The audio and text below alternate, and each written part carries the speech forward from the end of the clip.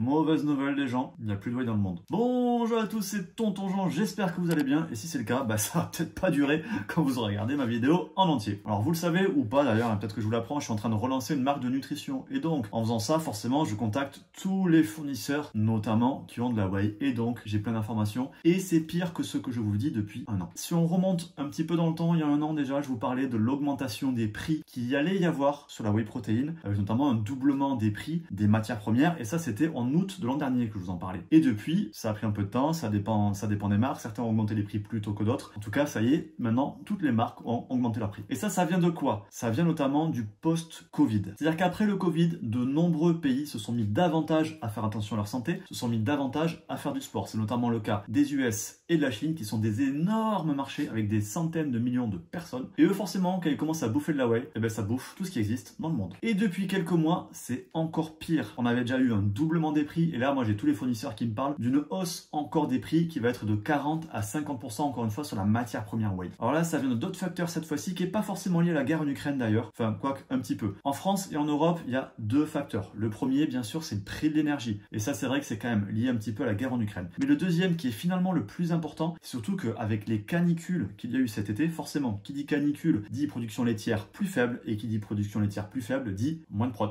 C'est mécanique. Et encore, c'est quand il y a de la prod, parce que pour certaines matières premières, par exemple, moi j'ai un fournisseur, je lui ai demandé une matière première whey particulière avec quelques caractéristiques spéciales en France, bien sûr, pour de l'isola native. Au départ, c'était il y a quoi, il y a 2 mois ou quelque chose comme ça. Il m'avait annoncé une disponibilité début 2023. Finalement, en ayant refait tous ces calculs, il m'annonce une disponibilité en 2024. Voilà. Donc ça, c'est vraiment très compliqué. Je vous dis, il y a une pénurie de whey. Nous, franchement, sur Reborn Nutrition, on n'a pas de solution encore à ce jour. On continue à chercher. Et en attendant, on s'oriente plutôt vers les protéines végétales. Donc vous, si vos stocks de whey commencent à diminuer, franchement, attendez pas trop. Les hausses, il va y en avoir encore plein dans les prochaines semaines, les prochains mois. Donc, faites du stock, tout simplement. Et franchement, je gagne rien en vous disant ça, parce que j'en vends pas pour l'instant. Et voilà, vidéo courte, un petit peu d'actualité, mais je trouvais intéressant de faire le point, parce que je vois beaucoup de choses sur les réseaux. Les gens qui savent pas forcément pourquoi il y a une pénurie et pourquoi les prix augmentent. Maintenant, vous savez tout. Et si la vidéo vous a plu, vous le savez, je vous invite à liker, partager, commenter, parce que c'est vous qui faites vivre la chaîne. Pensez aussi à vous abonner, activer les notifications, la petite cloche pour pas rater mes futures vidéos. D'ici là, je vous dis à bientôt, faites-vous plaisir, lâchez rien, à plus.